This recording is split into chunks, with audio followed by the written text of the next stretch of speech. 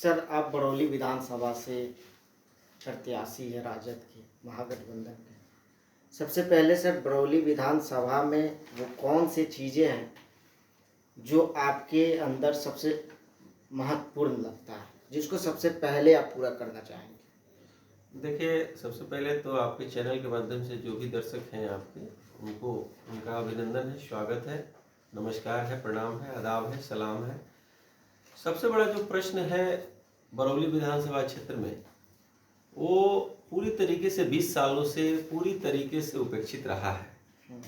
यहाँ का जो मूल जो समस्या है, बांध का पक्कीकरण नहीं होना, जिसके कारण जर्जर स्थिति में बांध का स्थिति है। जब जैसे बरसात का मौसम शुरू होता है तब लगता है कि कब टूट जाएगा बांध, कब टूट जाएगा। तो सभी लोग जो किसान हैं, खासकर किसान और ग्रामीण क्षेत्र में जो वास करने वाले लोग हैं, वो दहशत में आ जाते हैं। बरौली नगर परिषद क्षेत्र है, बरौली नगर परिषद क्षेत्र के लोग भी डर जाते हैं, सहम जाते हैं। इसलिए डर जाते हैं कि जब बांध टूटता है तो शहर में भी पानी 3 से 4 फुट आ जाता है, तो व्यापारी वर्ग को भी काफ़ी नुकसान होता है। तो ये बहुत बड़ी समस्या है। तो पहली प्राथमिकता में है कि बाढ़ की समस्या से निजात दिलाया जाए और बांध का पक्कीकरण हो, नदी का थोड़ा मुहाना साफ कराया जाए ताकि पानी आराम से निकल सके और बाढ़ की समस्या से आदमी निजात पाए। दूसरा है, यहाँ शिक्षा के क्षेत्र में बहुत ही पिछड़ा क्षेत्र है। यहाँ ना डिग्री कॉलेज है, ना यूनिवर्सिटी है, ना आपको इंजीनियरिंग कॉलेज है, ना आपका पॉलिटेक्निक है, ना बीएड कॉलेज है। कोई भी चीज़ यहाँ पे सुविधाएं नहीं है। यहाँ के छात्र छात्राओं को पढ़ाई के लिए या तो दूसरे जिलों में जाना पड़ता है या दूसरे प्रदेशों में जाना पड़ता है।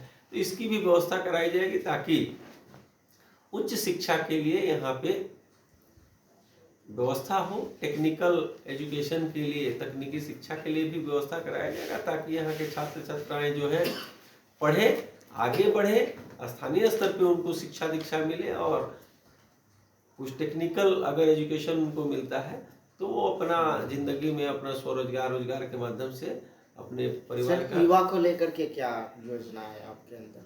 युवा का तो हमारे नेता आदरणीय तेजस्वी यादव जी का ही विजन है कि पहला काम ये होगा कि हर एक परिवार में सरकारी नौकरी देने का काम करें। तेजस्वी यादव के विजन को कैसे उतारेंगे बरौली विधानसभा में? देखिए, जब बिहार लेवल का उनका योजना है तो जब उतरेगा तो बरौली में भी उतरेगा, दूसरे जगह बैकुंठपुर में भी उतरेगा, आपका छपरा में भी उतरेगा, हर जगह पे उतरेगा।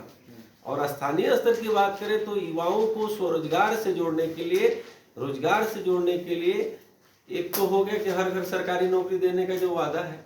दूसरा है कि बरौली विधानसभा क्षेत्र में औद्योगिक क्षेत्र की स्थापना हम लोग करेंगे, करवाएंगे सरकार के माध्यम से, ताकि यहाँ पे फैक्ट्रियाँ लगे, उद्योग धंधे लगे। जब उद्योग धंधे लगेंगे तो निश्चित रूप से उसमें युवाओं को नौकरी मिलेगा, पलायन रुकेगा।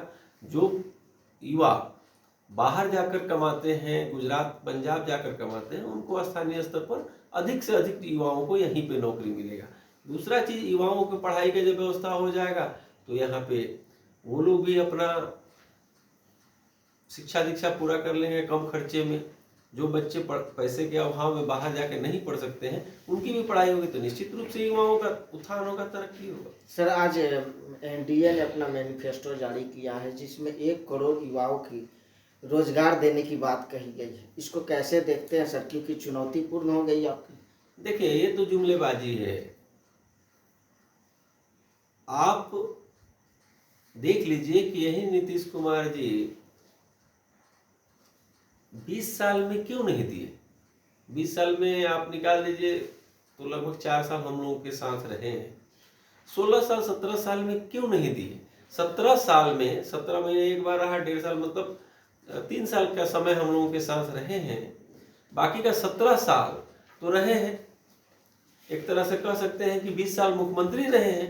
तो 20 साल में अगर नहीं दे पाए तो 25 से 30 कह रहे हैं, तो जुमलेबाजी है। 1 करोड़ कैसे दे दीजिएगा? तो उनको देने का मनसा नहीं है। किसी तरह से उनको सत्ता पे इन लोगों को काबिज होना है। आप केंद्र सरकार को देख लीजिए तो 2014 में मोदी जी बोले थे कि प्रत्येक वर्ष 2 करोड़ युवाओं को रोजगार देंगे। कितने युवाओं को रोजगार दिए, नौकरी दी। अभी बहुत सारे विभाग हैं जिसमें काफ़ी रिक्तियां हैं, उसमें बहाली नहीं हो पा रहा है। बहुत ऐसे विभाग हैं जिनका निजीकरण कर दिया गया, वहाँ से छटनी हो रहा है। अब जाइएगा तो कहीं अडानी का एयरपोर्ट है, कहीं अंबानी का एयरपोर्ट है, अब स्टेशन भी प्राइवेट निजीकरण में जा रहा है। तो बहुत सारी चीज़ें हैं, तो उसको हम उसका संज्ञान नहीं लेते हैं। वो सिर्फ चुनावी जुमला है और इसके अलावा कुछ नहीं। सर, जैसे कि आप 1 करोड़ युवाओं को रोजगार के लेकर के आप चुनावी जुमला बता रहे हैं, आपके नेता जो है हर घर रोजगार की, हर घर नौकरी की बात कही है। बिहार में लमसम 2.5 करोड़ जो है परिवार है, उसको कैसे आप देखेंगे, उसको कैसे नौकरी दे पाएंगे आप? देखिए, आने दीजिए, सत्ता में आने दीजिए, सब होगा। यही लोग नीतीश कुमार जी कहते थे नौकरी कहाँ से आएगा। तेजस्वी जी 5 लाख सरकारी नौकरी देने का काम 17 महीने में किए। 3.5 लाख प्रक्रियाधीन करके अभी फाइल आगे बढ़ रहा था, तब तक नीतीश कुमार जी भाग गए, महागठबंधन का सरकार गिर गया। तो अगर देखा जाए तो 8.5 लाख युवाओं को सरकारी नौकरी देने का काम तेजस्वी यादव जी ने किया। अब बहुत लोग कहते हैं कि मुख्यमंत्री तो नीतीश जी थे, तो नीतीश जी पहले भी थे, क्यों नहीं दिए। और जिस जिस विभाग में नौकरियां दी गई, बहालियां हुई, आप देख लीजिएगा सारे विभाग तेजस्वी जी के पास था। जैसे शिक्षा विभाग राष्ट्रीय जनता दल के चंद्रशेखर जी थे मंत्री, स्वास्थ्य विभाग, नगर विकास विभाग, तो जितने विभाग में बहालियां हुई हैं वह निश्चित रूप से राष्ट्रीय जनता दल के पास था वो विभाग, तभी उसमें बहालियां हुई हैं। तो पूरा का पूरा श्रेय तेजस्वी जी को जाता है, ना कि नीतीश कुमार जी को। सर, बरौली की विधानसभा में की जनता जो है आप पर अगर विश्वास करती है तो उनके विश्वास पर क्या आप खड़े उतर पाएंगे? देखिए, यह तो प्रूव्ड है पहले से। राजनीति या आज हम चुनाव लड़ रहे हैं, लेकिन इसके पहले हम राष्ट्रीय जनता दल के 4 साल से जिलाध्यक्ष हैं। इसके पूर्व एमएलसी भी चुनाव लड़े हैं। आप देखिएगा मेरा पूर्व का रिकॉर्ड उठा के, तो जो समाज सेवा का काम है पूर्व से हमारा चलते आ रहा है। जैसे हमारा अस्पताल है, निःशुल्क लोगों को सेवा देता है। आज लगभग 250-300 गरीब असहाय लोग प्रतिदिन वहाँ इलाज कराते हैं, मुफ्त में इलाज कराते हैं। उनका अच्छे सेवा हमारा अस्पताल दे रहा है। गरीब लड़कियों की शादी प्रत्येक वर्ष हमारे द्वारा लगभग 100 से ऊपर लड़कियों की शादी में मदद किया जाता है। अभी तक मेरे पिताजी और माँ लगभग 50 से ऊपर कन्याओं का कन्यादान कर चुके हैं। पूरा अपने खर्चे से बैठकर अपने से पूरा खर्चा देकर शादी विवाह कराए हैं। तो इस तरह से करके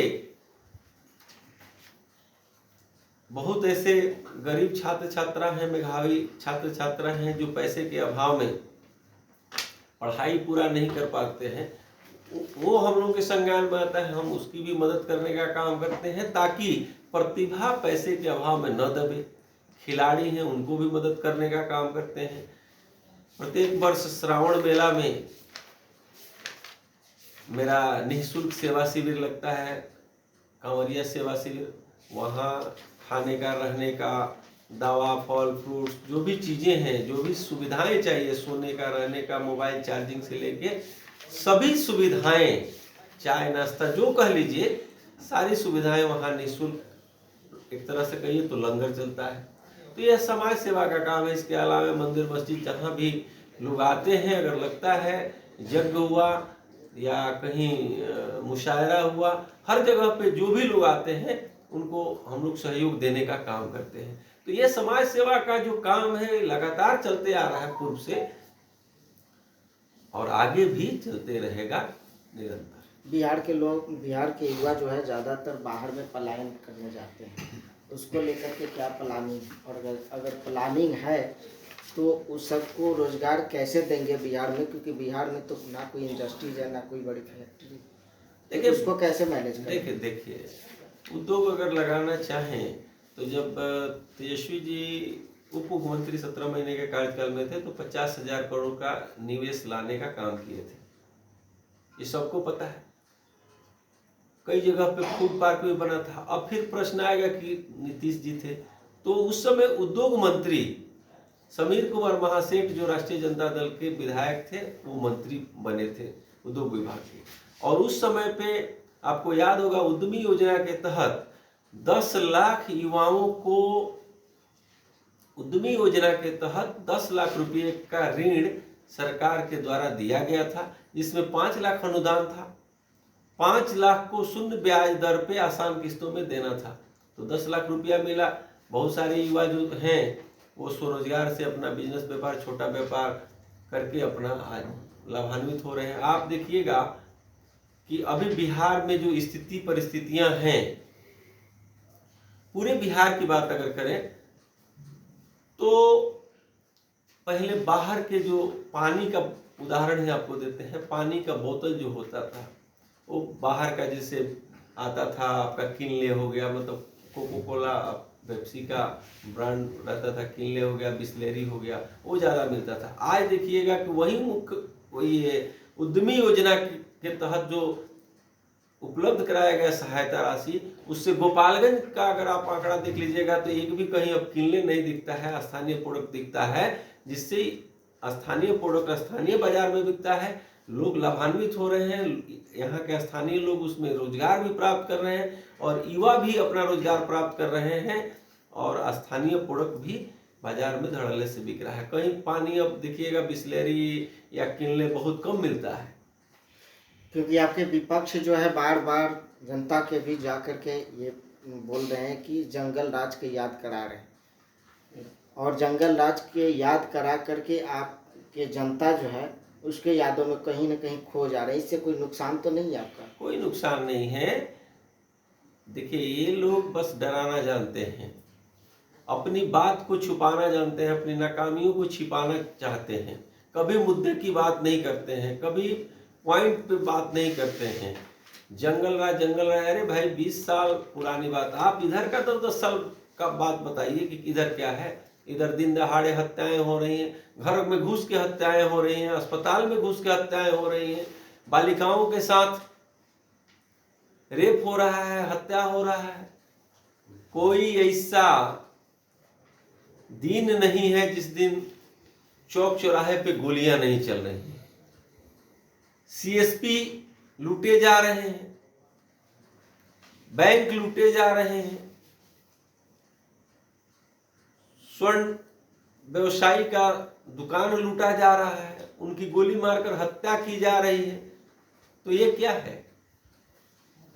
ये लोग सिर्फ नामाकरण करते हैं और एक दुष्प्रचार करने का तरीका बनाते हैं। आज जो स्थिति है बद से बदतर है। आप रिपोर्ट उठाकर देख लीजिएगा, हम दावे के साथ कह रहे हैं कि आप रिपोर्ट उठाकर उस समय का अपराध प्रति वर्ष कितना था, आज अपराध कितना है, उस समय कितनी हत्याएं होती थी, आज कितनी हत्याएं हो रही हैं, लगभग 3 गुना ज्यादा इजाफा हुआ है। और ये लोग फिर भी कहते हैं कि वो राज खराब था, आज का राज अच्छा है, वो राज अच्छा, हम कहते हैं वो राज अच्छा था, आज का राज गलत है। उस समय पे अधिकारी पदाधिकारी के पास जाने पे अधिकारी पदाधिकारी बात सुनता था, आपका काम होता था। आज के समय की स्थिति परिस्थिति अफसरशाही पूरा तरीके से हावी है, आम आदमी परेशान है, आम आदमी का कोई काम नहीं हो रहा है। चलिए सर, बहुत बहुत धन्यवाद। कल तेजस्वी जी आ रहे हैं यहाँ आपके क्षेत्र में, पर उन पे क्या कुछ कहना चाहेंगे? नहीं, आ रहे हैं गोपालगंज, आ क्या रहे हैं, अपने घर में आ रहे हैं, गोपालगंज के लाल है तो उनका यह गृह जिला है और आ रहे हैं तो गोपालगंज के लोग, गोपालगंज के वासी उनके स्वागत के लिए खड़े हैं। यहाँ के युवा जो जिनके लिए तेजस्वी जी जीते हैं, सपने देखते हैं, जिनके बारे में सोचते हैं, जिनको आत्मनिर्भर बनाने की बात करते हैं, जिनके हाथों में सरकारी नौकरी और रोजगार देना चाहते हैं, युवा पलके बिछाए बैठे हैं उनके स्वागत के लिए, और पूरा गोपालगंज उनके स्वागत के लिए खड़ा है। और निश्चित रूप से गोपालगंज आएंगे, उनकी बात को लोग सुनेंगे। माझा का जो माधव हाई स्कूल है उसी में आएंगे और आकर और अपनी बातों को रखेंगे और सरकार बनने पे निश्चित रूप से युवाओं को सरकारी नौकरी देने का काम करेंगे। सिर्फ एक मौका मांग रहे हैं, लोग से हम हाथ जोड़ के अपील करते हैं कि आप 20 साल का समय दिए नीतीश जी को, आप 5 साल का दीजिए, आपको निश्चित रूप से एक बदला बिहार दिखेगा। धन्यवाद। धन्यवाद सर।